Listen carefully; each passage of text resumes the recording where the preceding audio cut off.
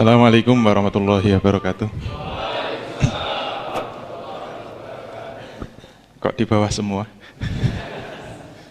Nggak enak jadinya. Alhamdulillah, salatu wassalamu ala Rasulillah wa ala alihi wa sahbihi wa mawalah wa la khawla wa la quwwata illa billah. Bapak-bapak, ibu-ibu dan saudara-saudara sekalian, alhamdulillah kita bisa dipertemukan kembali dalam edisi yang keempat ya.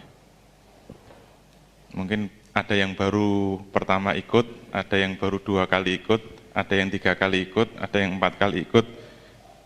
Saya lihat ada yang gelombang pertama ikut lagi, ada yang gelombang kedua ikut lagi.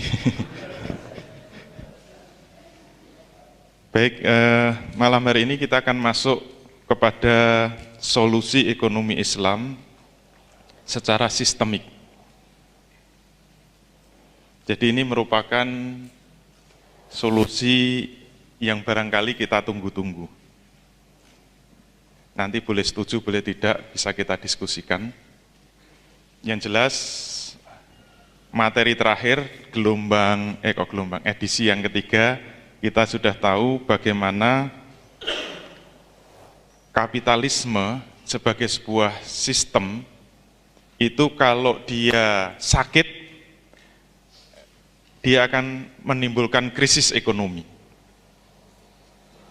Jadi kapitalisme itu kalau sakit menimbulkan krisis ekonomi, tapi kalau sehat bahayanya menimbulkan hegemoni. Itu yang kita jelaskan kemarin. Oleh karena itu sekarang kita masuk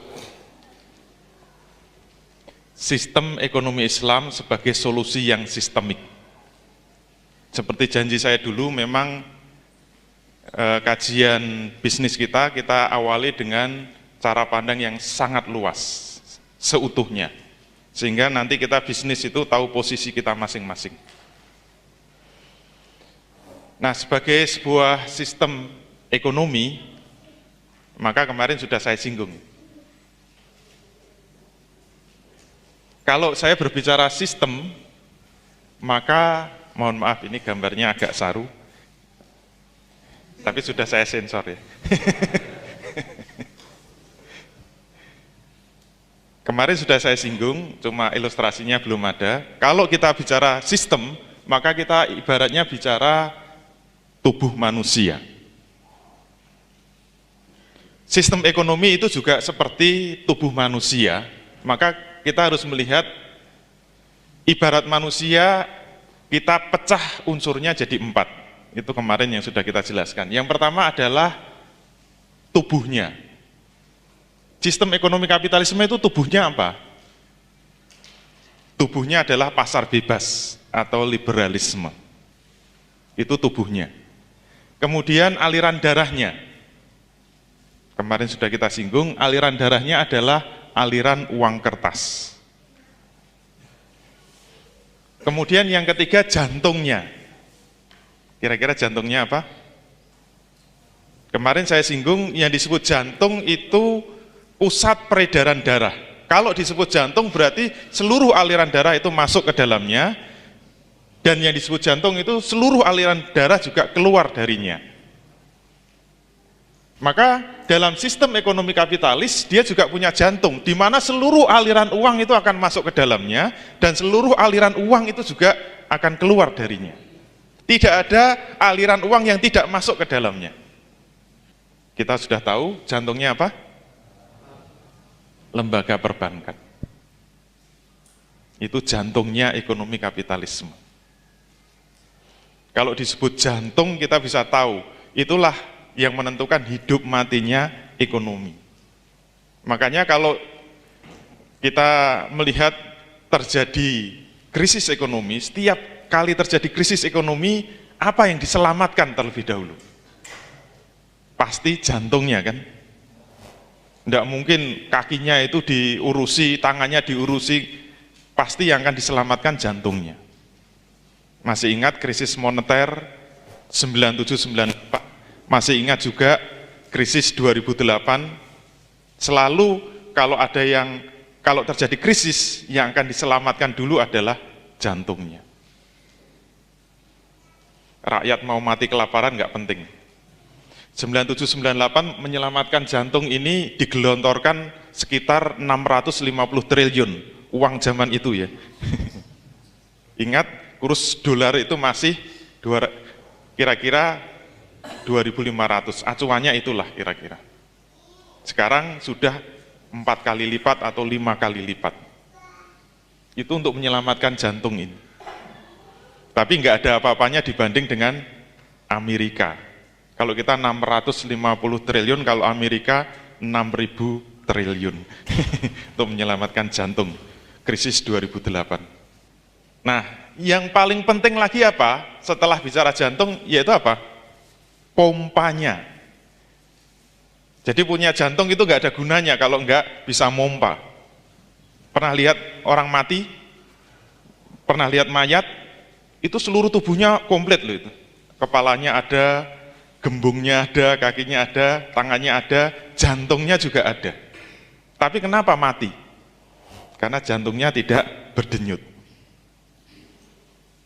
Jadi nggak ada gunanya manusia itu punya jantung tapi tidak ada pompanya.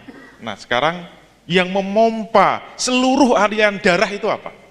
Kalau dalam ekonomi yang bisa membuat aliran uang itu terus bisa mengalir, terus bisa berdenyut, pompanya itu apa?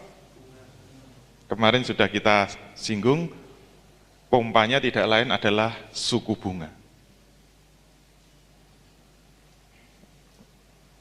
Makanya kemarin BI kenapa menaikkan BI rate dari 7,5 menjadi 7,75, naik 0,25.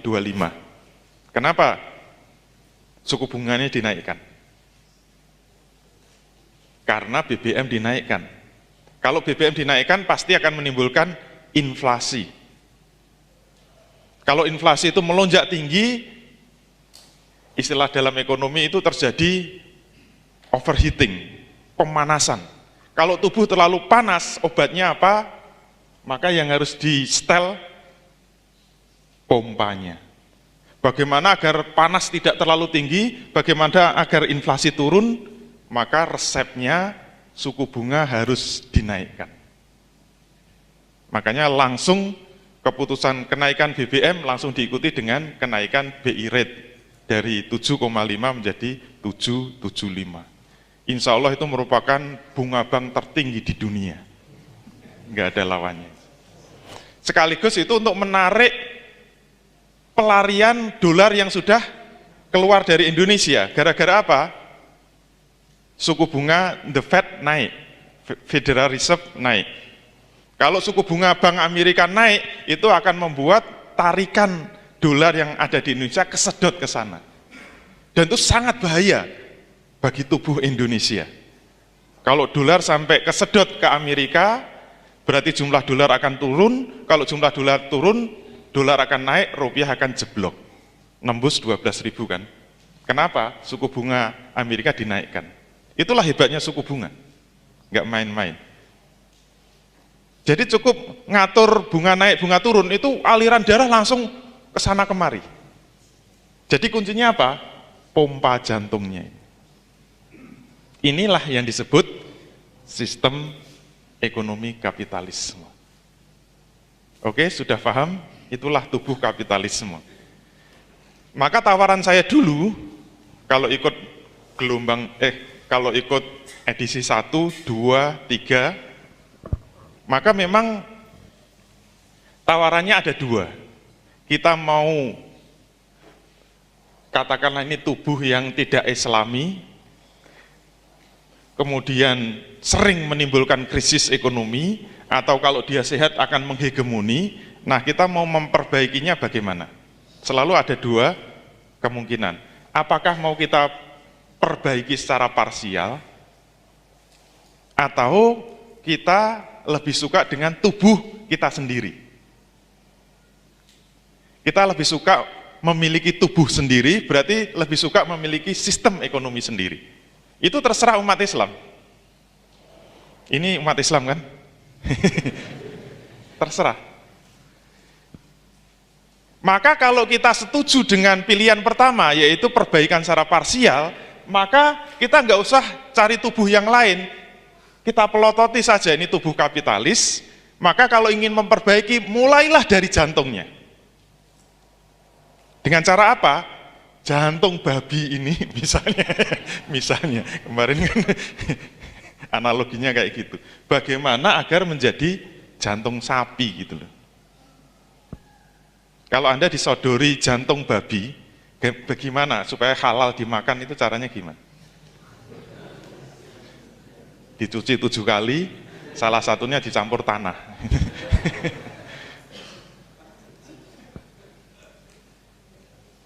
Nah, diharapkan kalau jantungnya itu bisa kita perbaiki, nanti tubuhnya juga bisa berubah. Dan itulah yang diperjuangkan hampir semua pejuang-pejuang ekonomi syariah di seluruh dunia. Dari Maroko sampai Maroke, itu perjuangan ekonomi syariah itu seperti itu. Dimulai dari memperbaiki jantung.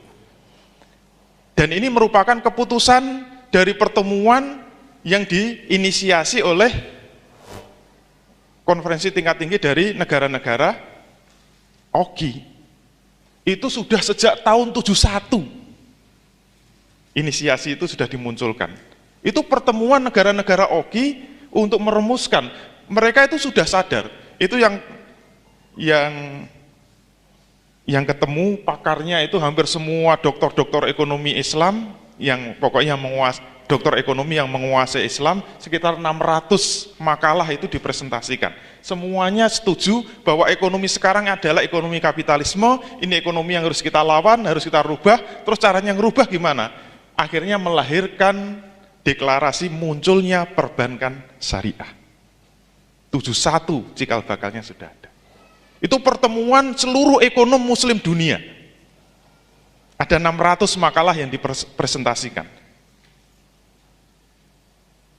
Berarti seluruh dunia sepakat, kita nggak usah bikin makhluk baru. Kita cukup dengan memperbaiki jantungnya. Kalau jantungnya sudah Islami, diharapkan nanti semuanya jadi Islam. Oke, setuju? Kalau setuju, kita cukupkan sekian. Berarti itulah pilihan umat Islam yang ada di sini. Atau setuju tapi pengen ngintip, oke. Setuju yang tadi tapi pengen ngintip bagaimana tubuh yang berbeda itu kira-kira kayak apa. Oke? Nggak apa-apa, yang ngintip-ngintip sedikit nggak apa-apa. Mari kita buka. Tapi sebelum ngintip, ketika itu diterapkan di Indonesia, bagaimana hasilnya? Ini saya cepat saja ya. Hasilnya itu kalau diringkes, penguasaan minyak, ini yang melanjutkan kemarin kan belum ada datanya. Hasil hegemoni ketika Indonesia diliberalisasi sehingga tubuhnya itu menjadi tubuh pasar bebas, Indonesia benar-benar menjadi negara yang sangat liberal. Hasilnya bisa kita lihat. Ini data tahun 2013. Dari penguasaan minyak bumi Indonesia, itu Pertamina sekarang tinggal 14,6%. Sisanya dikuasai asing, berarti berapa? Sekitar 86% dikuasai asing. Kenapa perubahan itu tiba-tiba drastis? Ini tonggaknya ketika diundangkan Undang-Undang Migas nomor 22 tahun 2001. Itu merubah seluruh undang-undang migas sebelumnya. Kalau undang-undang migas sebelumnya justru pengelolaan migas Indonesia dari hulu sampai ke hilir itu diserahkan pada Pertamina. Maka zamannya Pak Harto, walaupun kita sangat mungkin banyak yang nggak suka dengan Pak Harto, tapi penguasaan Pertamina itu masih sekitar 90%, asing itu 10%. Tapi begitu undang-undangnya dirubah, kemudian dipersilahkan liberalisasi migas di Indonesia itu dari hulu sampai ke hilir, akhirnya yang langsung berubah itu hulunya. Sektor pengeboran minyak, penguasaan sumber-sumber minyak, sumur-sumur minyak, semuanya dikuasai asing. Pertamina tiba-tiba berbalik tinggal 14%. Dalam waktu yang sangat singkat. Cuma ini belum kafah gitu ya. Pelaksanaan undang-undang, ini amanat undang-undang loh. Nomor 22 tahun 2001 belum kafah karena ini baru sektor hulu. Hilirnya masih dikuasai Pertamina. Pertamina itu mungkin masih menguasai 95% pemasaran minyak Indonesia di Indonesia. Kalau nggak percaya keliling seluruh Jogja, SPBU yang kita temui mereknya apa? Pertamina kan. Kalau berbeda paling Pertamini. Yang ada pompa bensin asing itu paling cuma Jakarta. Mungkin ada Shell, ada Chevron, ada Petronas dan sebagainya itu Jakarta. Kenapa mereka tidak bisa masuk ke Jogja? Kenapa tidak bisa masuk ke Solo, ke Semarang? Ke seluruh Indonesia nggak masuk. Padahal yang daftar berapa? 800.000, itu data tahun 2007. Yang sudah mendaftar untuk buka pompa bensin di Indonesia 800.000. Tidak juga bisa buka. Kenapa? Karena Pertamina masih bisa menjual bensin di bawah harga pasar. 6.500 itu di bawah harga pasar internasional. Bagaimana agar SPBU asing itu bisa menguasai Indonesia, sehingga paling tidak proporsinya ya kayak ginilah, Pertamina tinggal 10%, asing 90%. Caranya bagaimana? Pertamina tidak boleh menjual dengan harga di bawah harga internasional. Walaupun kemarin terjadi perdebatan, ketika dinaikkan dari 6.500 menjadi 8.500, Menteri Keuangan masih mengatakan, kita masih mensubsidi 1.500. Itu kan baik hati. Coba bayangkan, premium dengan RON 88 itu 10.000 katanya harga internasional. Padahal Shell dengan RON 92 itu harganya 10.200. Masa premium sama Pertamax harganya sama, cuma selisih 200, yang bener aja. Tapi kalau kita kembali kepada ahlinya, menurut orang Pertamina, sebenarnya harga internasional premium itu 8.600. Kalaupun subsidi 100 rupiah. Sebenarnya pencabutan subsidi sudah 100%. Kita tinggal nunggu berkahnya, yaitu apa? Pembukaan pompa-pompa bensin di Indonesia. Insya Allah akan menjamur di mana-mana. Dan itu jangan khawatir, jangan marah dulu, menyerap tenaga kerja. Lumayan kan keren gitu. Kalau ditanya calon mertua kan bisa ngomong, kerja di mana? Di Chevron. Bagian apa? Pemasaran. Keren kan? Wah, bisa dilamar, lamaran diterima. Ketika mertua pengen tahu, saya pengen lihat kantornya. Gampang, nanti mobilnya mampir aja, kita layani dengan maksimal. Itu penguasaan minyak bumi. Nah, kalau minyak bumi plus tambang di Indonesia wajahnya kayak apa kita lihat. Saya walaupun gambarnya kecil, saya harapkan bisa mencari kalau ada bendera Indonesia kira-kira di mana? Nah, ini. Coba cari mana ada bendera Indonesia.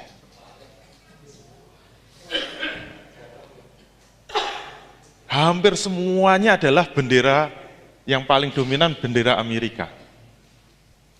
Saudara kita ada lumayan, ini Malaysia ini. Yang lain Inggris, Perancis, dan sebagainya. Itulah hasil dari liberalisasi yang dilakukan di Indonesia. Oke, sekarang kita masuk. Terus bagaimana dengan ekonomi Islam? Kalau kita memang menginginkan agar kita bisa menghadirkan ekonomi Islam secara sistemik, maka harus kita jawab juga, ibarat manusia, pertama, tubuhnya itu apa? Yang disebut tubuh ekonomi Islam itu apa? Silahkan mulai mereka-reka, nanti ada jawaban terakhir. Yang betul 100% nanti dapat hadiah, dipijeti panitia. Karena berhasil menulis dengan benar. Pertanyaan pertama, tubuhnya apa? Pertanyaan kedua, aliran darahnya apa? Pertanyaan ketiga, jantungnya apa? Pertanyaan keempat, pompa jantungnya apa? Kalau kita sepakat bahwa ekonomi Islam itu punya tubuh sendiri, ekonomi Islam itu punya sistem sendiri, berarti empat ini harus terjawab. Tubuhnya apa, aliran darahnya apa, jantungnya apa, pemompa jantungnya apa. Silahkan mulai mereka-reka. Tulis, kemudian serahkan panitia, biar nggak dirubah lagi. Kalau ada yang benar keempat-empatnya luar biasa. Minggu depan layak untuk maju testimoni.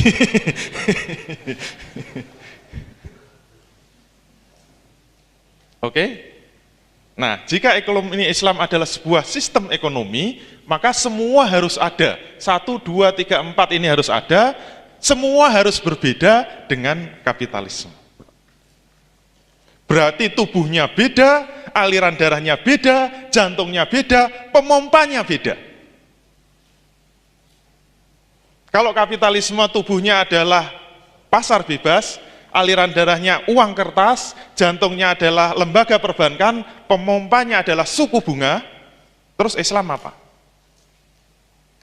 Silahkan nyoba-nyoba jawab, nggak apa-apa. Nanti kirim ke SMS nomor ini. Disorting loh. Kalau di situ ada tulisannya. Nanti rekamannya keluar di YouTube, sudah ada tulisannya. Sudah mulai menebak-nebak kira-kira apa? Oke, sekarang kita mulai. Kalau memang kita sepakat dengan sistem ekonomi Islam, berarti seperti pembahasan kemarin, berbicara sistem harus berangkat dari pandangan besar terhadap apa? Seluruh harta kekayaan yang ada di alam semesta ini. Saya kemana-mana kalau seminar pakai materi ini mesti menangnya itu. Mau ngadepi profesor tingkat 5 gitu. Nanti boleh diikuti. Jadi kalau mau seminar tentang ekonomi, dihadapkan problem ekonomi apa saja, gunakan jurus ini. Cara Islam menyelesaikan itu kira-kira gimana? Harus dimulai dari pandangan yang benar terhadap seluruh harta kekayaan ini. Kalau pandangan pertama ini tidak sepakat, lebih baik keluar dari ruang seminar. Wassalam, nggak bisa diteruskan. Ini namanya pondasi. Yaitu apa? Pandangan yang benar terhadap sebenarnya seluruh harta kekayaan itu milik siapa? Nah, enak kan? Jadi jangan diskusi dulu. Ini harus sepakat dulu. Saya kalau perhatikan istri saya, kalau lihat anak-anaknya berantem rebutan roti, ya, kira-kira caranya menyelesaikan gimana? Misalnya ibu-ibu ada yang, saya lihat tadi putranya ada 11, misalnya. Karena suaminya pemain sepak bola, jadi pengen bikin klub sendiri kan langsung anaknya 11. Kalau anak 11 rebutan roti, caranya menyelesaikan gimana? Kalau saya lihat istri saya, kalau anak saya sih cuma 3, kalau sudah rebutan, itu nggak akan dibiarin atau sudahlah bagi yang rata. Tapi kalau istri saya caranya gimana? Roti diambil dulu, set. Udah jangan rebutan, mana rotinya? Set. Nah, ini juga langkah pertama begitu. Semua problem ekonomi yang kita hadapi, jangan rebutan dulu. Nanti minyak milik siapa, gunung emas milik siapa, Tembagapura milik siapa, jangan rebutan dulu. Kita harus sepakat dulu, ini semua harta milik siapa. Nah, kira-kira jawabannya apa? Wah, enak banget kan? Jawabannya adalah seluruhnya milik Allah Subhanahu wa Ta'ala. Ini orang kapitalis gigi jari, orang sosialis salam gigi jari.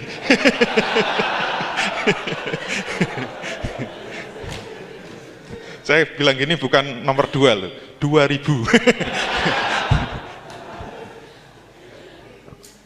Seluruhnya adalah milik Allah. Dasarnya dari An-Nur ayat 33. Wa atuhum mimma lillahillazi atakum. Dan berikanlah min malillahi. Wa atuhum, berikanlah kepada mereka. Min itu min apa? Min ba'diyah. Min yang menunjukkan sebagian. Min sebagian, malullahi kalau bacanya langsung begitu. Tapi karena min jadi ngejer kan. Min malillahi. Jadi malullahi itu idhofat, berarti hartanya Allah kalau diterjemahkan kan begitu. berikanlah kepada mereka sebagian dari harta milik Allah yang telah diberikan kepadamu. Berarti sebenarnya duit yang ada pada kita, duit yang akan kita berikan kepada orang lain, jangan diakui itu sebagai duit kita. Semuanya itu adalah milik Allah dan kita itu hanya memiliki sebagian saja.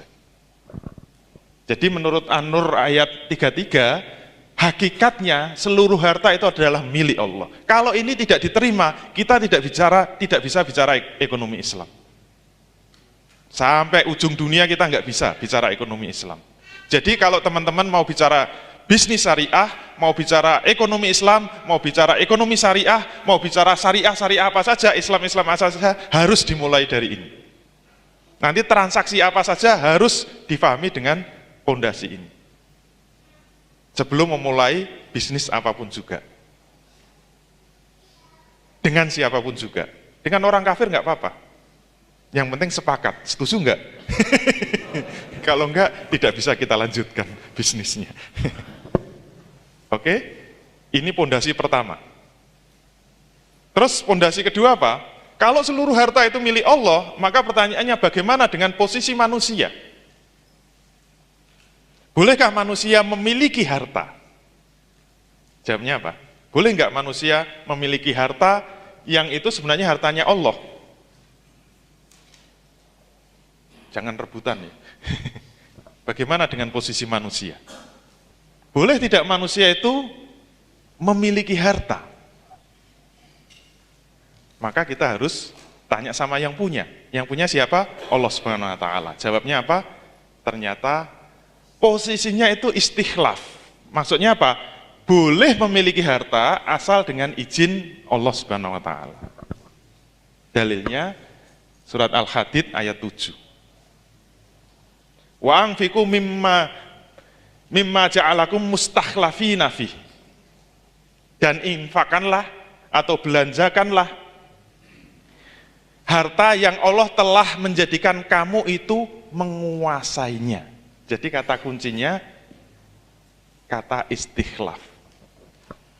Jadi ternyata manusia itu boleh memiliki harta. Allah itu baik hati. Jadi walaupun semua harta yang ada di alam semesta itu milik Allah, manusia itu boleh memiliki harta asal sesuai dengan izin Allah.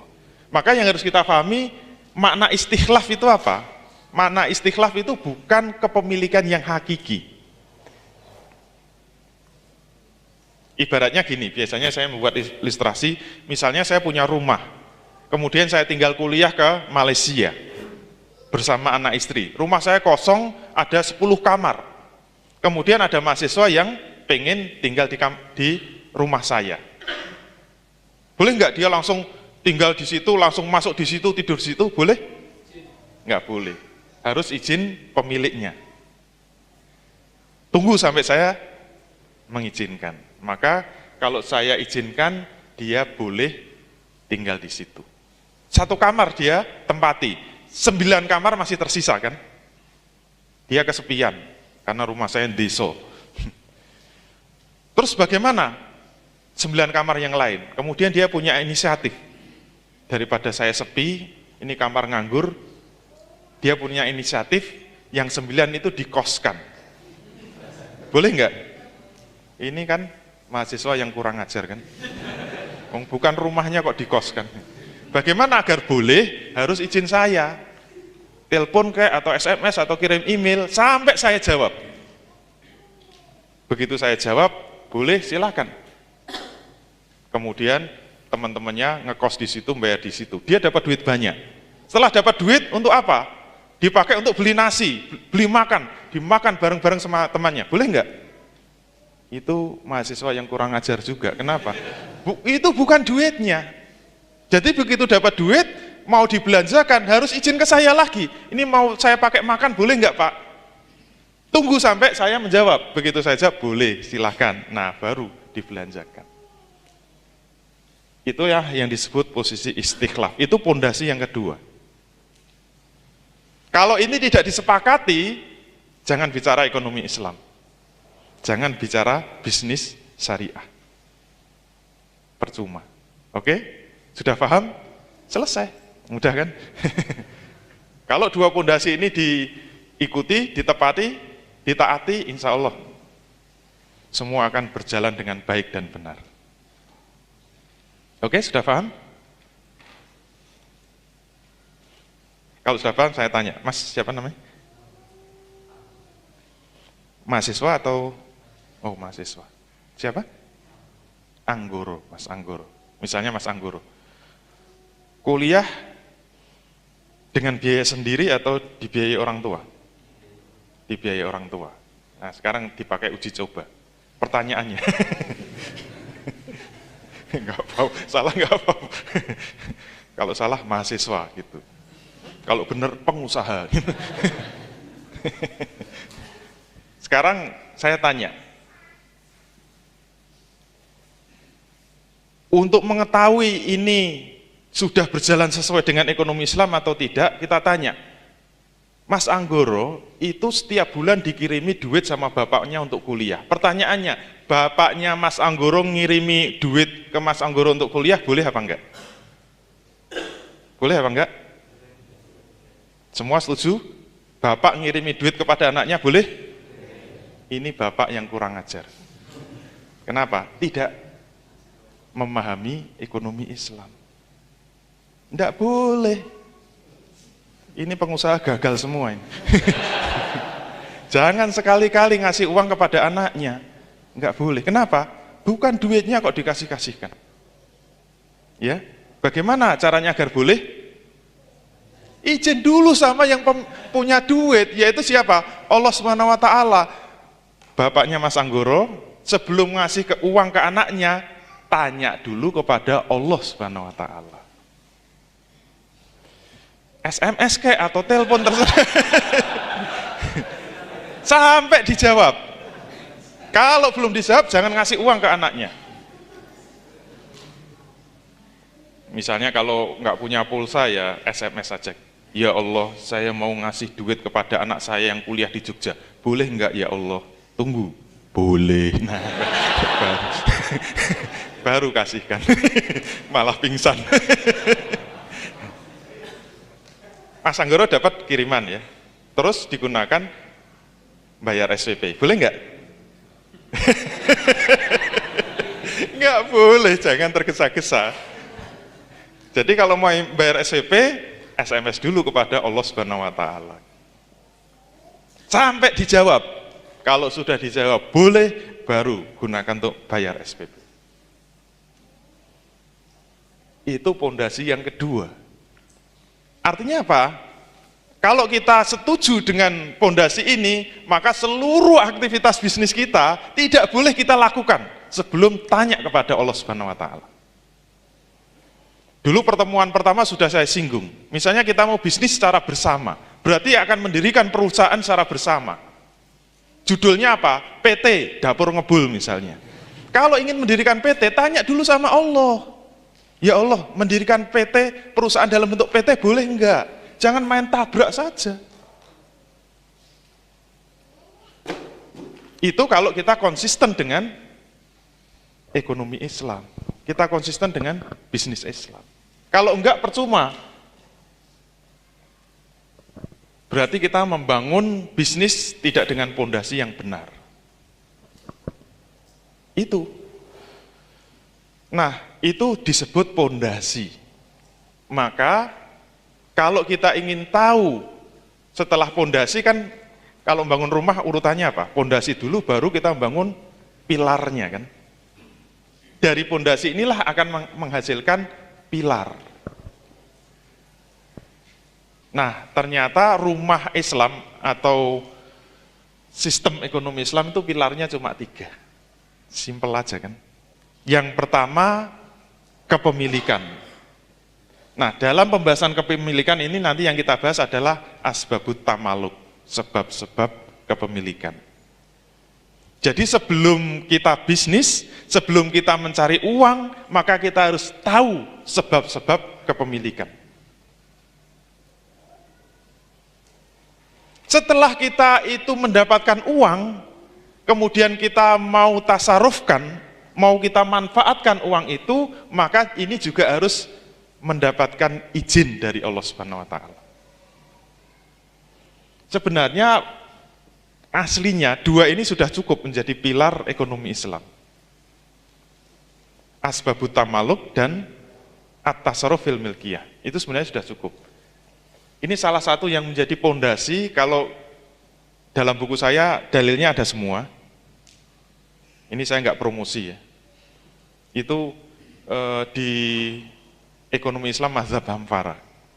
Kenapa saya kasih mazhab Hamfara? Karena Hamfara itu singkatan hadza min fadli robbi. Jadi itu ekonomi Islam yang langsung dari Allah Subhanahu wa taala. Pengennya gitu. Maksudnya dari Quran dan Sunnah. Langsung digali dari Quran dan Sunnah. Kenapa saya harus memberi nama Hamfara itu? Karena untuk melawan perkembangan ekonomi Islam yang dilakukan dengan cara islamisasi terhadap ekonomi kapitalis. Seperti yang saya katakan tadi. Saya memang ingin mengimbangi itu. Kalau pengen lebih tegas, ingin melawan arus islamisasi ekonomi kapitalisme. Jadi, mohon maaf ya, pengembangan ilmu ekonomi Islam sekarang yang dikembangkan di berbagai kampus-kampus Islam, itu sebenarnya adalah proses islamisasi dari ilmu-ilmu ekonomi kapitalisme. Mereka kemudian menyebut ekonomi konvensional. Nah, terus terang, buku yang saya tulis itu, saya ingin melawan itu. Makanya saya ingin membuat ilmu ekonomi yang tidak dari islamisasi, tapi langsung dari Quran dan Sunnah, karena Quran itu dari Allah, dari Rob, maka saya sebut hadza min fadli Robbi. Inilah aliran ekonomi yang berasal dari Allah Subhanahu wa taala. Ben menangan. Enak kan? Kalau seminar kan menangan gitu. Siapa yang berani ngelawan? Ini langsung dari Allah. Gue meten-meteni. Kalau dalam buku saya tunjukkan, kenapa di dalam berekonomi, di dalam berbisnis, asbabut tamaluk ini menjadi hal yang sangat penting. Dasarnya itu dari hadis. Besok di Yaumul Mahsyar, besok di Padang Mahsyar itu semua manusia akan dikumpulkan dan semua manusia itu akan dimintai pertanggungjawaban satu-satu. Hadisnya sangat panjang.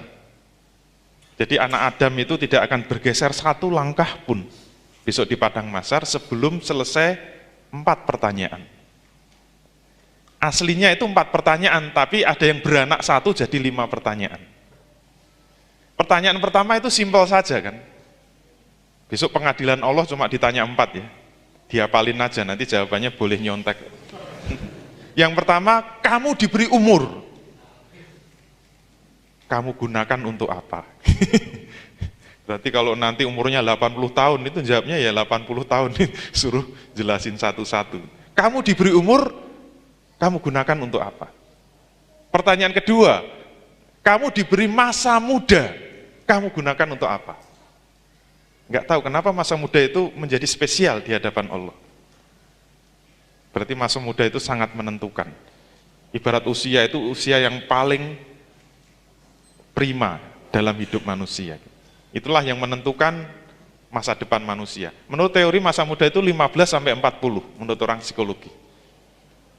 Nah, biasanya masa muda karena itu hebat-hebatnya manusia.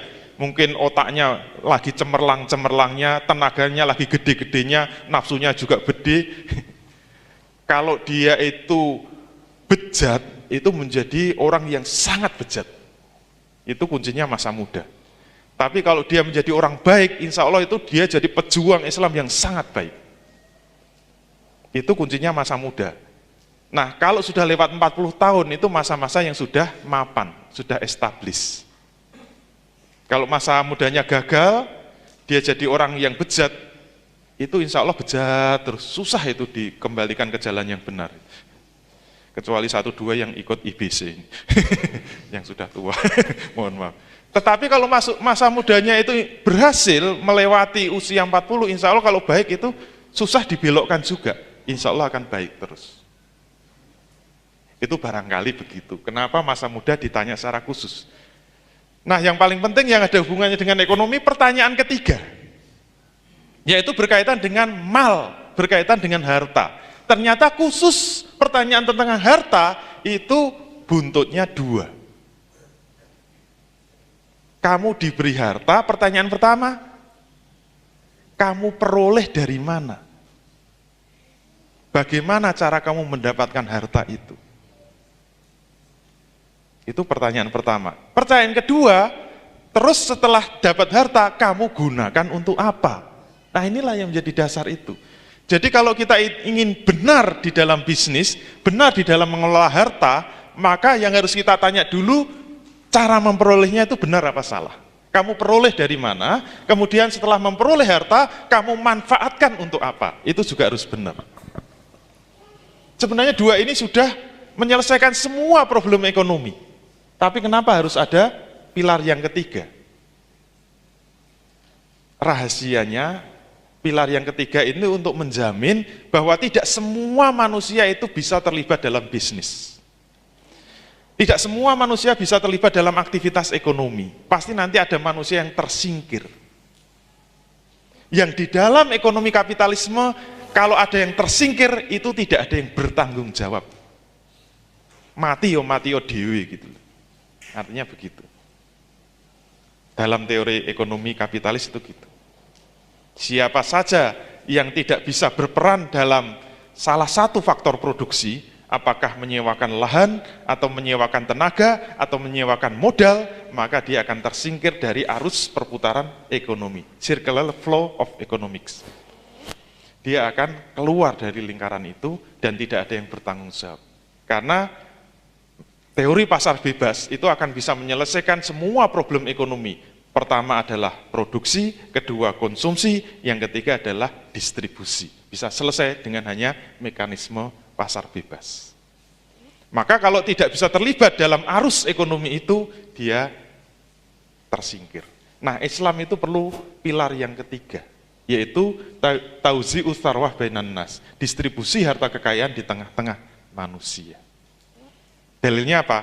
Kaila yakuna dulatan bainal aghniai minkum. Jangan sampai harta itu beredar di tengah-tengah orang yang kaya saja di antara kamu. Ini memang asbabun nuzul, ayat itu ditujukan kepada Rasul sebagai kepala negara. Maka kalau tidak ada Rasul sebagai kepala negara, pelanjut-pelanjutnya, kepala negara berikutnya. Itulah yang paling bertanggung jawab di dalam distribusi harta kekayaan di tengah-tengah manusia, agar jangan sampai harta itu beredar di Jakarta saja. Di Indonesia itu 70-80% uang itu beredar di Jakarta. Berarti sisanya, ya kira-kira 20-30%, nggak tahu yang sampai ke Jogja berapa persen. Makanya duduk saja nggak bisa, harus lesehan, karena nggak diumani sama orang Jakarta. Saya punya teman yang sukses bisnis di Jakarta, dia sekolah di SD favorit di Jakarta, SD Islam. Anak kelas 1 SD, itu uang saku per hari. Mungkin kalau ada yang sama ya, kayaknya ini kelasnya Jakarta. Anak SD kelas 1, uang saku per hari 100.000. Ada mahasiswa yang mengalahkan.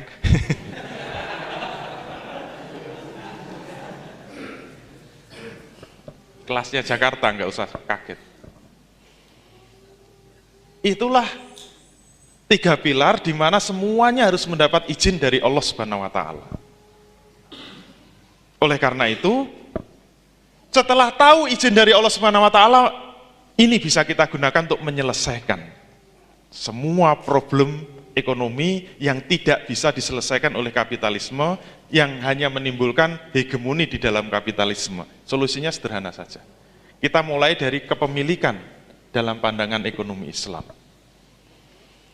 Bedanya apa? Kalau sistem ekonomi kapitalisme memandang, dulu sudah kita bahas, seluruh harta kekayaan itu bebas dimiliki oleh siapa saja, kapan saja, di mana saja, boleh. Itu ekonomi kapitalisme. Kalau sosialisme kebalikannya. Sosialisme itu justru individu atau swasta tidak boleh memiliki kekayaan. Semuanya dikuasai oleh negara. Maka yang menjadi pertaruhan kita Untuk membuktikan bahwa ekonomi Islam itu punya sistem sendiri yang bukan kapitalisme dan bukan sosialisme, maka dalam pandangan Islam, kepemilikan itu dibagi tiga. Ada kepemilikan individu, ada kepemilikan umum, ada kepemilikan negara. Nah, ternyata yang boleh masuk ke dalam pasar, tapi bukan pasar bebas, tapi mekanisme pasar syariah itu hanya kepemilikan individu. Untuk kepemilikan umum tidak boleh masuk pasar, kepemilikan negara juga tidak boleh masuk pasar. Mohon maaf. Ini juga harus dikelola oleh negara. Kemarin saya mendapatkan postingan di WhatsApp saya, gitu. Nggak tahu yang nulis siapa, intinya apa? Dengan kenaikan BBM itu sudah benar. Kenapa? Sesuai dengan hadis Nabi, bahwa negara itu tidak boleh mensubsidi harga. Harga harus dilepaskan pada mekanisme pasar. Dalilnya apa? Dulu di zaman Nabi di Madinah ketika Nabi menjadi kepala negara, tiba-tiba harga-harga itu mengalami kenaikan yang sangat tinggi. Sehingga seluruh sahabat menuntut supaya apa? Supaya ada pematokan harga. Supaya harga tidak terlalu tinggi. Misalnya Lombok sekarang sudah mencapai 45.000 per kilo. Sudah mencapai, benar ya Bu? 50.000 per kilo. Saya cuma dengarkan dari radio saja. Padahal kalau normal paling 5.000 per kilo. Sekarang naik. Nanti kalau dibiarkan bisa 60.000, 80.000. Kasihan warung Padang kan. Coba bayangkan makan di restoran Padang nggak pakai sambal itu kira-kira gimana? Diganti merica semua. Nah, sahabat dulu menuntut, ya Rasul, dipatok saja harganya supaya nggak melambung terus. Apa jawab Rasul? Rasul menolak. Harga itu dalam genggamannya Allah. Harga itu terserah Allah. Kita ini tidak berhak menentukan harga. Jadi nggak boleh negara itu matok, masak bensin harus 6.500. Lepaskan saja, terserah harga internasional. Kalau harga internasional 10.000 ya kita ikut, kalau 9.000 ya ikut, kalau 8.000 ya ikut, kalau 11.000 ya ikut. Itu yang benar sesuai dengan Islam. Pasrah sajalah, tawakal kepada Allah. Rezeki itu takdirnya Allah. Itu di dalam WhatsApp begitu. Benar apa salah? Benar juga kan? Salahnya di mana coba? Mau bantah gimana? Wong hadisnya memang jelas-jelas begitu. Berarti yang benar pemerintah sesuai hadis tadi kan? Itu hadis tas'ir namanya, mematok harga. Ayo. Kalau kita tidak pernah melihat sistem ekonomi Islam, mesti tertipu dengan WhatsApp itu. Kenapa? Untuk menjawabnya gimana? Untuk mengatakan bahwa itu salah bagaimana? Minyak itu tidak boleh masuk mekanisme pasar. Kenapa? Minyak bumi itu masuknya tengah ini, kepemilikan umum. Dan itu juga ada dalilnya gitu loh. Hadis tas'ir tadi memang hadis yang bersifat umum. Kalau dalam buku saya kan saya jelaskan. Dalilul am yabqa fi umumihi malam yarid dalilu takhsisi. Dalil yang umum tetap berada pada keumumannya selama tidak ada dalil yang mengecualikan. Secara umum semua harga memang tidak boleh dipatok oleh pemerintah. Kalau konsisten sebenarnya upah juga tidak boleh dipatok oleh pemerintah. UMR itu haram hukumnya. Harusnya dituntut juga itu. Dikembalikan pada mekanisme pasar. Jangan nunggu keputusan pemerintah. Kemarin demo buruh di Jakarta, nuntut upah di Jakarta minimal 3 juta. Keputusannya Ahok 2,7. Terahok-ahok kan para buruh. Nggak boleh, harusnya terserah. Nanti terserah antarodin kan, dua belah pihak. Mau 2 juta ya terserah, mau 1 juta terserah. Itu harus kesepakatan dua belah pihak. Jangan dipatok minimal 2,7, nggak boleh. Sabar dulu, sabar dulu.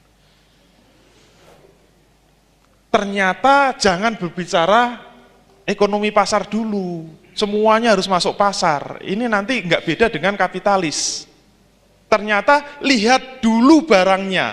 Barang itu masuk kategori kepemilikan individu, kepemilikan umum, apa kepemilikan negara. Minyak itu ternyata kepemilikan umum. Dalilnya apa? Banyak redaksinya. Salah satunya an-nasu suraka'u fi salasin fil ma'i wal kala'i wan nari. Ada redaksi yang mengatakan al-muslimuna suraka'u fi salasin al-ma' wal kala' wan nar. Jadi manusia itu berserikat pada 3 kepemilikan. Maknanya apa? Barang-barang ini itu milik bersama karena manusia berserikat atau kaum muslimin itu memiliki secara bersama. Yang pertama adalah al-ma, sumber daya air. Yang kedua al-kala, sumber daya padang rumput, padang gembalaan termasuk hutan. Yang ketiga an-nar, yaitu apa? Api atau energi. Mana yang menunjukkan tidak boleh masuk pasar? Wasamanuhu haramun, menjual barang ketiganya kepada rakyat hukumnya haram. Makanya waktu saya seminar di ITB, seminar energi, kan dibahas tentang kenaikan BBM itu. Karena saya mewakili ekonomi Islam, kalau ditanya bagaimana pandangan ekonomi Islam tentang kenaikan BBM, saya jawab jangankan menaikkan BBM, menjual saja haram kok. Lu kata siapa? Kata Rasul gitu loh. Saman itu maknanya apa? Menaikkan harga di atas biaya produksi. Kalaupun ada biaya produksi boleh dibebankan. Kata Pertamina biaya produksi 1 liter bensin itu 800 rupiah. Menurut Kwe Kian-gi itu 560 rupiah. Tapi karena sekarang naik dolarnya sekarang 660 rupiah kata Kwe Kian-gi. Itu biaya produksi. Ya kalau dibulatkan 1.000 rupiah lah kira-kira 1 liter bensin. Masih kuat beli nggak? Wah malah mandi bensin itu. Saking murahnya. Itu yang disebut menjual sesuai dengan biaya produksi. Kenapa tidak boleh menjual kepada rakyat? Wong itu barangnya sendiri kok dijual. Coba bayangkan kalau Anda punya rumah, setiap masuk rumah suruh bayar. Nanti masuk kamar mau tidur suruh bayar. Mau? Lu rumah saya sendiri kok setiap tidur suruh bayar. Itulah Indonesia, rakyatnya juga mau kok. Malah mendukung. Terus dibilangi ini pemerintah sudah berkorban. Kenapa? Memberi subsidi. Loh, ilmu ekonominya di mana? Kayaknya saya dulu belajar ekonomi nggak ada istilah subsidi itu seperti itu. Yang disebut subsidi itu apa?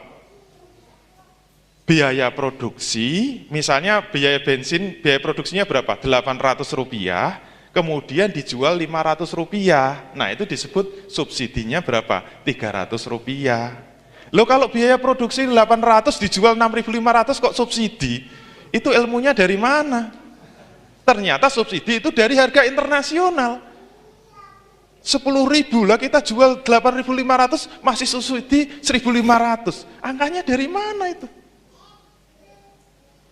Yang nyuruh harga 10.000 juga siapa?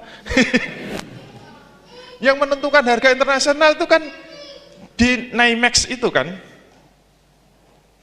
yang tempat jual beli kertas-kertas saham minyak, jual beli komoditas minyak. Itulah yang menentukan harga internasional kan di situ. Dan mereka itu bukan pedagang-pedagang minyak, pedagang kertas minyak. Yang dijual belikan tuh kertas saham. Jadi mereka itu belum mempunyai minyak, belum memiliki minyak, sudah transaksi-transaksi, sudah bisa mengendalikan harga internasional. Kata Kwe Kian-gi, sebenarnya 1 liter bensin tuh liftingnya, biaya produksi sampai ke pompa bensin tuh hanya $10. 1 barrel itu $10, 1 barrel itu 159 liter. Nah sekarang harga minyak dunia sudah $80, itu untungnya berapa coba? Dari 10 menjadi 80, itu sudah harga terendah di dunia loh sekarang. Karena zamannya SBY kemarin sampai 100, 105, 110, makanya sekarang Demokrat gagah berani mengatakan fraksi Partai Demokrat menolak kenaikan BBM karena beda dengan bapak saya. Dulu zaman bapak saya naik karena harga minyak dunia naik. Kenapa sekarang harga minyak dunia turun kok malah ikut-ikutan naikin? Logikanya di mana? Pinter itu anaknya. Gagah berani. Jadi harus Jelas gitu loh. Oleh karena itu, minyak itu tidak boleh diperjualbelikan secara bebas. Tugas negara itu mengelola, kemudian mengembalikan kepada pemiliknya yang hakiki, yaitu rakyat. Apakah mau dibagikan gratis, atau dibebankan biaya produksi, atau mau dijual ke luar negeri, kemudian untungnya dibagikan dalam bentuk uang, itu juga boleh. Terserah negaranya. Kalau mau mengikuti hadis Rasul kan, ini semua dasarnya kan dari Rasul. Nah masalahnya mau taat kepada Rasul enggak gitu loh. Kalau enggak mau taat kan biasanya bikin Rasul baru. Termasuk tambang-tambang yang besar itu ternyata tidak boleh dimiliki swasta, apalagi swasta asing. Kalau tambang kecil boleh. Ini juga dalilnya ada semua dalam buku saya itu. Wah, sekalian promosi buku. Karena saya lihat tadi ada yang jualan. Kemudian barang-barang yang tidak mungkin dimiliki individu. Contohnya apa? Jalan itu nggak boleh, ditolkan nggak boleh. Kalau jalan bebas hambatan boleh, tapi nggak boleh bayar. Itu termasuk kepemilikan umum. Termasuk parkir-parkir kendaraan di tempat umum itu nggak boleh bayar dalam Islam. Kalau di tempat khusus boleh. Misalnya hotel kayak gini, punya ruang privasi, kemudian hotelnya narik parkir itu boleh. Tapi kalau di tempat umum nggak boleh. Terus petugas parkirnya gimana? Dibayar sama negara. Kalau bayar, ya Allah, itu duitnya tukang parkir sama anggota dewan itu gajinya lebih tinggi tukang parkir. Kalau nggak pernah tanya aja. Tapi masalahnya distorkan. Sampai anggota dewan juga. Jangan keras-keras. Oleh karena itu kalau kita mau bisnis, wilayah kita itu di lampu merah ini. Jangan mimpi bisnis di sini, jangan mimpi bisnis di sini. Sudahlah, kubur dulu itu. Wah, berarti nggak bisa kaya raya karena nggak bisa jadi juragan minyak. Ya sudahlah, yang penting masuk surga gitu aja. Jadi wilayah kita hanya di sini. Terus yang disebut mekanisme pasar syariah itu bagaimana? Ini pasar kalau dibedah itu ada 4, ada pasar barang dan jasa, kemudian ada pasar faktor produksi. Ini kembali materi pertama, yaitu pasar lahan, pasar tenaga kerja, dan pasar keuangan. Jadi kalau mekanisme pasar bebas, ini sepenuhnya dilepas kepada kekuatan permintaan dan penawaran. Terus apa bedanya pasar bebas dengan pasar syariah? Keempat pasar ini tidak dilepas secara bebas, tapi dibentengi dengan kira-kira 8 benteng. Ini nanti buka satu kotak saja sudah satu pertemuan. Jadi jangan kemana-mana, tetap bersama kita. Nanti yang sudah jadi juragan harus ngerti hukum-hukum ketenaga kerjaan. Di sini sudah ditulis, tidak boleh ada UMR. Ini semuanya kelihatannya satu kotak, tapi ini pembahasannya sangat mendalam. Dan ternyata nanti semuanya beda kok, jangan khawatir dengan ekonomi kapitalis. Semakin mendalam, semakin mumet kita, perutnya semakin mules. Kita lewati. Nah, nanti mekanisme pasar syariah kalau digambar jadinya gini, lebih sehat dari sebelumnya. Nah, sudah mulai kelihatan. Uangnya beda, berarti aliran darahnya beda. Cuma jantungnya di mana? Ternyata jantungnya tidak di pasar. Kalau kapitalisme, tubuhnya itu pasar bebas, berarti jantungnya tepat di tengah pasar bebas. Ternyata dalam Islam, pasar itu bukan tubuh sistem ekonomi Islam. Jadi walaupun ini sangat sehat, tetap itu bukan tubuhnya, hanya bagian dari tubuh sistem ekonomi Islam. Oke, tadi sudah ada yang ngisi, mari kita buka bersama-sama. Terus yang disebut sistem ekonomi Islam apa? Ibarat tubuh, kita buka satu-satu. Siap? Sudah ada yang menjawab tadi? Nomor 1. Ibarat manusia, tubuhnya apa? Ternyata bukan pasar tubuhnya itu. Pasar hanya bagian kecil. Ternyata tubuhnya adalah politik ekonomi Islam. Dan nanti pasar itu ada pada bagian politik ekonomi Islam. Oke, sudah ketemu. Aliran uangnya apa? Aliran darahnya sudah ketemu, yaitu emas dan perak. Nah, kayaknya yang agak susah itu apa? Jantungnya itu apa? Disebut jantung, itu syaratnya apa? Seluruh aliran uang masuk ke situ dan seluruh uang keluar dari situ. Ternyata bukan lembaga perbankan. Apa? Jawabnya adalah lembaga Baitul Mal. Tapi tidak ada tamwilnya. Jadi mohon maaf yang punya BMT, T-nya dihilangkan. Begitu dihilangkan jadi keren. Baitul Mal. Tinggal satu lagi. Pompanya apa? Nah, kalau pompa ekonomi kapitalisme mengandalkan suku bunga, dulu sudah pertemuan pertama sudah kita bahas. Kalau suku bunga itu haram, terus gimana coba itu? Itu ibarat manusia itu dipenggal lehernya. Terus pompanya pakai apa? Kalau dalam Islam kira-kira apa? Apa? Bagi hasil. Ada yang lain?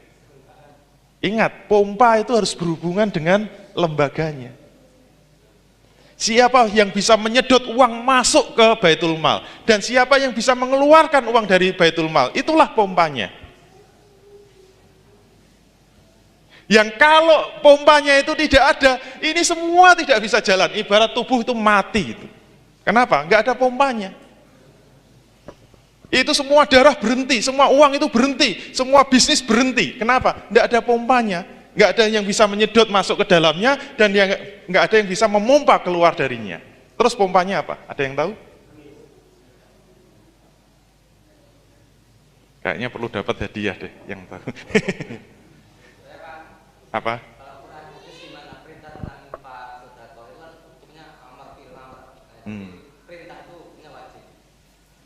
Kurang spesifik, karena semua ini Quran dan Sunnah. Kita kecilkan yang lebih spesifik, sehingga kita tahu kalau ini tidak ada, nggak bisa jalan. Ini lembaga itu nggak ada gunanya. Ibarat ada bank, coba kalau bayangkan ada bank tapi nggak boleh menerapkan bunga. Terus yang nabung sopo gitu loh. Kalau bunga nggak ada yang mau menyerahkan duitnya ke bank, bangkrut itu banknya.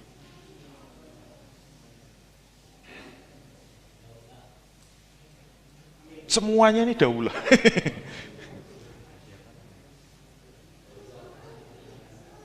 Sudah ada yang jawab, kita buka aja. Apa? Semua itu di bawah kewenangan khalifah. Kalau khalifah nggak ada, wassalam. Karena yang bisa menyedot ke Baitul Mal itu khalifah, yang bisa mengeluarkan, itu bedanya fiskal Islam dengan konvensional itu apa? Kalau fiskal konvensional itu presiden itu harus persetujuan DPR. Nggak boleh dia menyusun anggaran kecuali harus disetujui DPR, dan dia juga tidak boleh mengeluarkan anggaran kecuali harus persetujuan DPR. Dalam Islam tidak berlaku. Semua di tangan satu orang, yaitu khalifah. Diktator bukan, khalifah tunduk pada syariah. Makanya syariah tadi benar, tapi di atasnya. Lebih spesifik. Makanya kenapa sekarang presiden kita diperkarakan oleh DPR? Karena DPR merasa dilangkai. Kok berani-beraninya menaikkan harga BBM tanpa konsultasi dengan DPR? Kenapa tidak perlu konsultasi? Karena sudah diangkat oleh, mohon maaf, oleh PBNU. Kemarin PBNU kan sudah munas dan mengeluarkan fatwa bahwa khilafah wajib hukumnya. Alhamdulillah. Oleh karena itu khalifah itu harus ada di Indonesia, dan khalifah Indonesia adalah Jokowi. Kalau Jokowi itu khalifah nggak perlu konsultasi sama DPR, gitu loh. Kesimpulannya kan begitu. Nah, bagaimana penerapannya? Mari kita lihat. Penerapannya itu ada pada politik ekonomi Islam, itulah tubuhnya. Tubuh ini kalau kita buka, gambarnya ternyata seperti ini. Nah, pasar itu ternyata posisinya di samping ini. Seluruh harta kekayaan itu larinya kan nomor 1 kepemilikan umum, nomor 2 kepemilikan individu, nomor 2 kepemilikan umum, nomor 3 kepemilikan negara.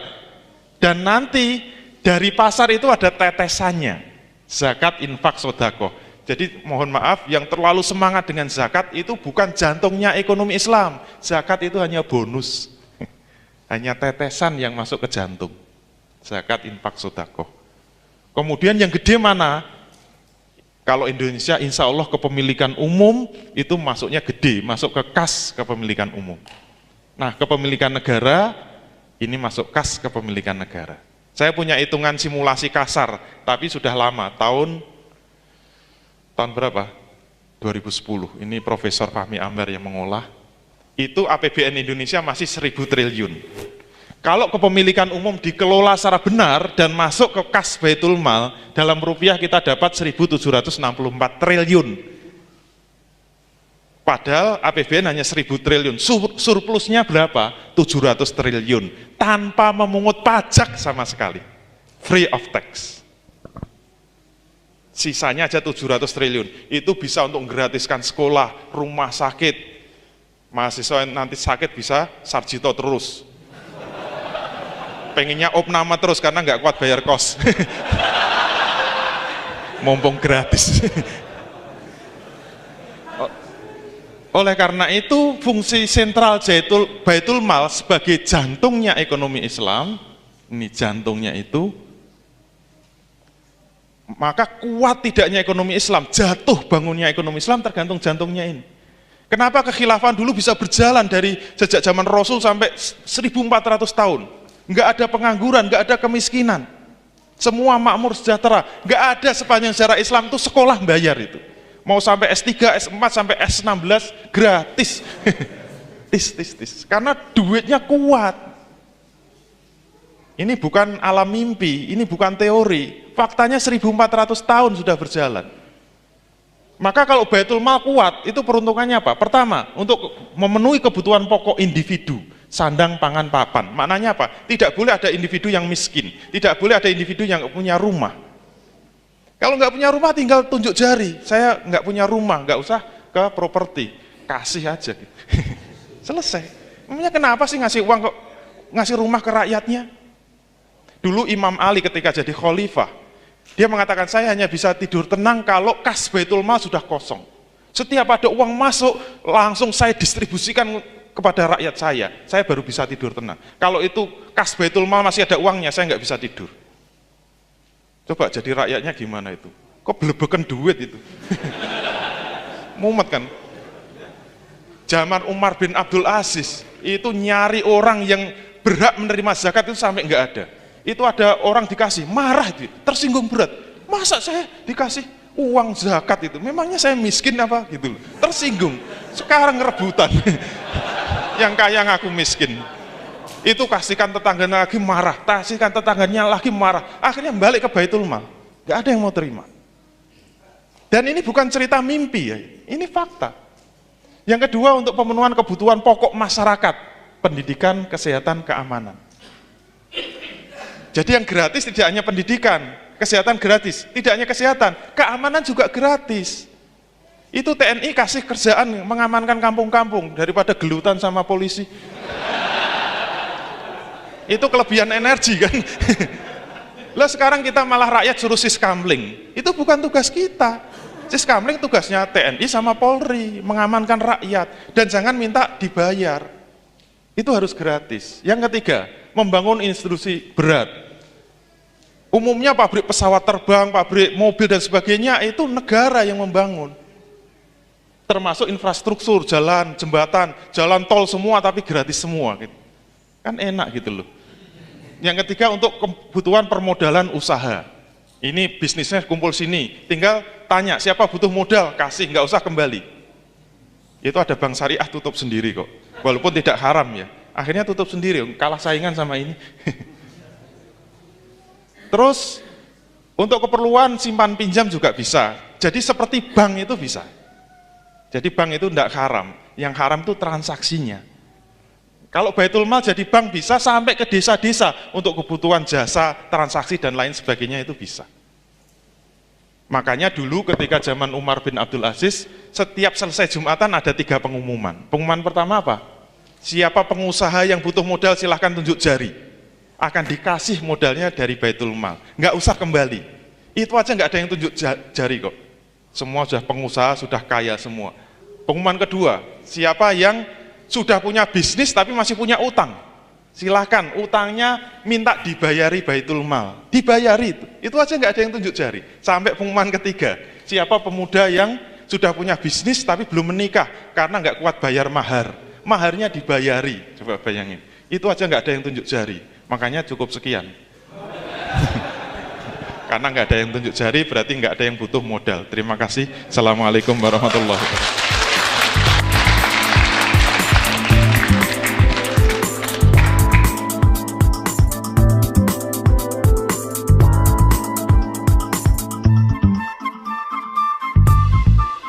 Kepemilikan negara belum dibahas secara rinci. Kenapa tidak saya bahas? Kalau saya buka itu membuat pingsan semua. Mengagetkan. Baitul Mal ada 3 kas. Kas pertama zakat, infak, sedekah. Kas kedua dari tambang-tambang besar. Kas ketiga dari kepemilikan negara. Sekarang saya ingin tanya, dari ketiga kas ini kira-kira yang paling gede kas 1, kas 2, apa kas 3? Yang paling gede dari tambang, dari zakat, apa dari kepemilikan negara? Kira-kira yang paling gede, itu ternyata kas yang ketiga.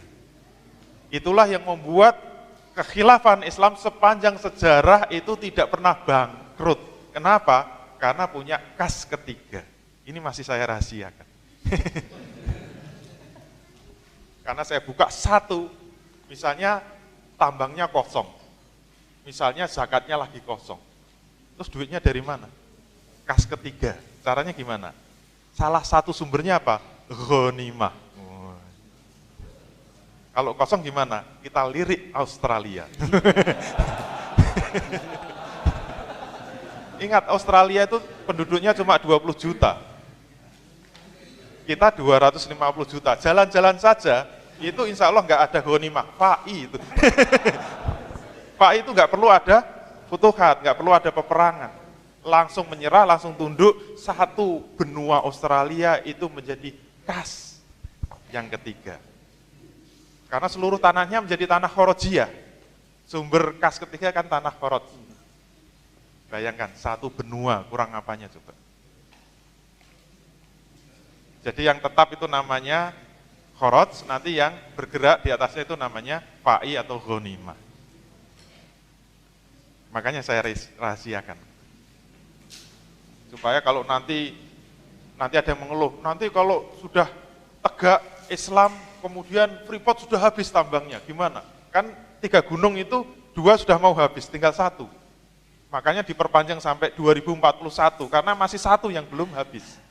Dan nanti kalau tegaknya sudah mau habis, terus kita sisanya apa? Masih saya rahasiakan, kepemilikan yang ketiga. Nah itu. Yang penting kita sehat dulu mempersiapkan. Oke, terima kasih. Terima kasih, Anda telah menyaksikan tayangan persembahan Pengusaha Rindu Syariah. Silahkan hadiri acara-acara yang kami buat seperti Islamic Business Coaching, di mana kita dapat mempelajari kerangka berbisnis Islam, kemudian Islamic Business Sharing, di mana kita bisa belajar kepada pengusaha yang telah menerapkan bisnis syariah, Fikih Bisnis Islam, di mana kita bisa bertanya dan memecahkan permasalahan-permasalahan bisnis kontemporer, dan Muslimpreneur Power Camp, di mana kita akan termotivasi untuk menjadi pejuang syariah dalam berwirausaha. Sampai ketemu di pertemuan berikutnya. Wassalamualaikum warahmatullahi wabarakatuh.